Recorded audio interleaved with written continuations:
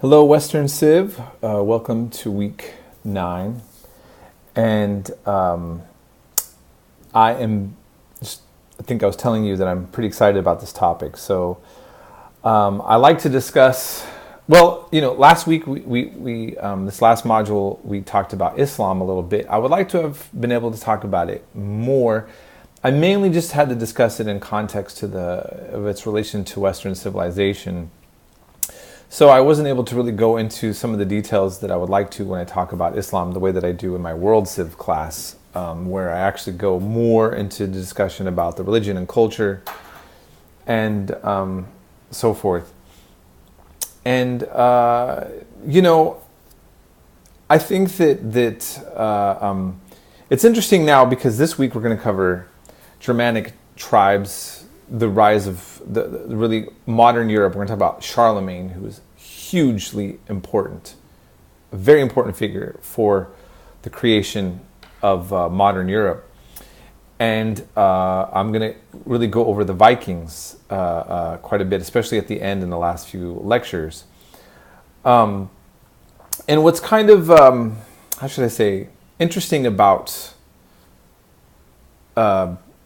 mixing up a discussion of learning about Islam and then covering Germanic tribes more and Vikings is the way that this all intertwines or has some sort of intersectionality or whatever word I'm looking for with politics now within the West.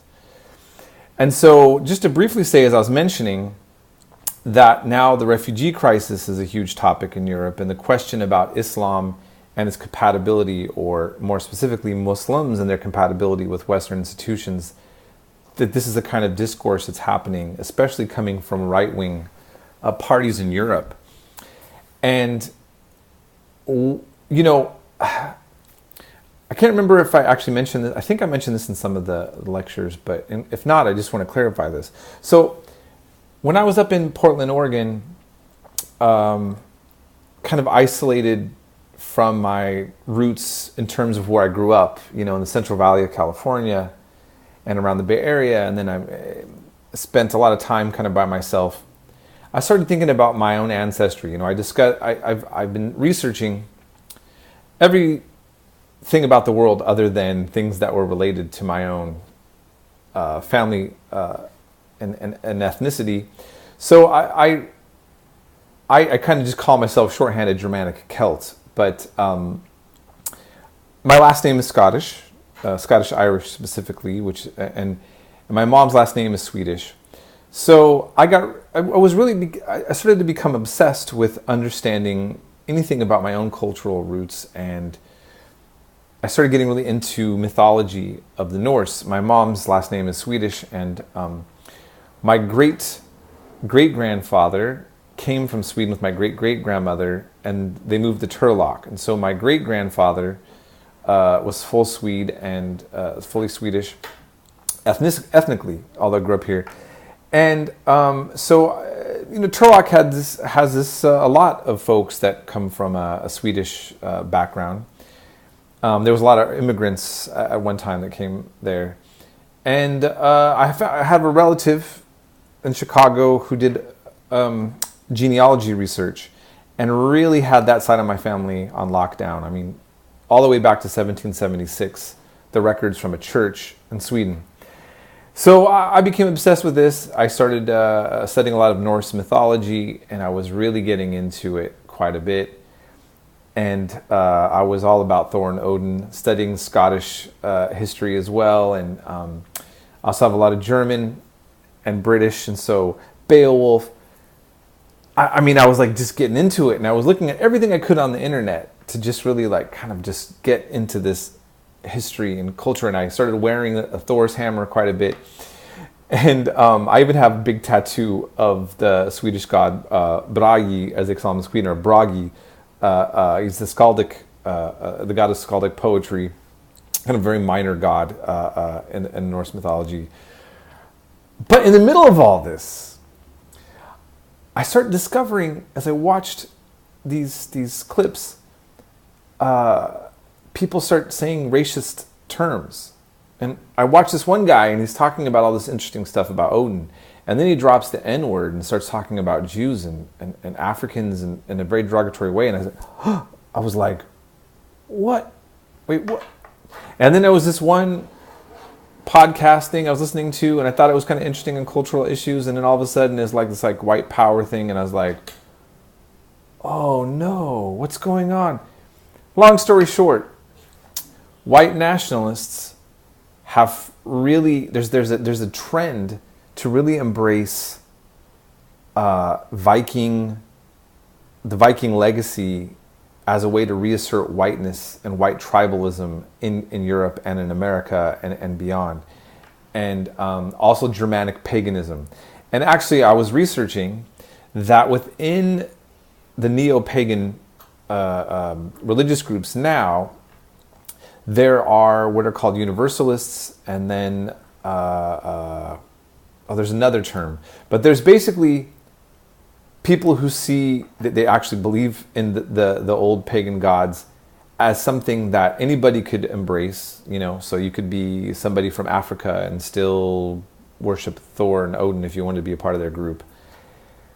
And then you have another one that says, no, your ethnicity and your blood ties you to your ancestral gods. And only somebody of that ancestry could participate in these rituals and be a part of this. And these are groups linked to basically white nationalist groups. So what gets confusing and a little bit complex, to say the least, is that there's nothing inherently white nationalist about studying Germanic paganism or Slavic paganism, old Celtic religion, or any of that. Nothing wearing a Thor's hammer, whatever. But the reality is that now if you get into those things, you are likely to step somewhere into those realms. And I'm just letting you know. It was a little frustrating, to say the least, for me. I was sort of aware of this, but I wasn't aware about how much I would see this take place. And I will kind of post some things for you to kind of show you about like how this is actually going down. And so you're basically having, the sons of Odin versus the children of Allah, like in the mindset of some of these people, in some sort of like, religious cosmic battle. And it's frustrating. But this is the world we live in right now. And I just thought you should know, And as a side note, the Nazis actually did kind of also embrace this kind of old Germanic paganism and all of this kind of stuff as well. But not to the extent that some of the folks are doing now. And so just something to be aware of, and why I think it's also interesting for you to actually just kind of learn the real history outside of all this political drama now and whatever. So if you have any questions on this stuff, feel free to ask me. I did delve deep. So I know about all the trends of Islam. I got really into studying that a lot. I've studied a lot of Arabic. And I've studied the Norse stuff. And I like it all my own way. And I have my friends who we all get along just fine. My Muslim friends, my pagan friends, my non-religious friends, my Christian friends, my Jewish friends. We're fine. But there is a world out there that doesn't view things the way that I and the people I know do. So, and I don't know where you're at. So, in this politics. So, in any case, just thought I'd stop babbling. But it's interesting history. It's good. And again, to go back, Charlemagne, very important. I said one comment though that I want to clarify. I referred to Charlemagne and some of his actions like ISIS. I said that in one of the lectures, and what I want to just say is the difference is though, and this is huge, and and ISIS has already been destroyed basically for the most part, and where it was at the time I made the lectures, they're not running governments like they did before. They tore down and didn't build up anything, or they didn't have that opportunity to, for sure. The difference is that he built up modern Europe quite a bit. So the violence and destruction and the iconoclasm, the way that he destroyed even sacred trees, and his violence towards pagans and paganism is exactly like how ISIS was. But then the difference is he built up Europe's institutions and propped up things that now we consider to be part of civilization and the higher quality things of Europe, which makes him have a complex legacy in terms of how people want to view him, right? So I just thought I would point that out. I'll let you decide, what you really think about the legacy aspect of that. And the last thing I'm going to say, I have several videos, and while I'm here in Hong Kong, some of them are not showing, and there's some, it may have to do with the fact that I'm in Hong Kong.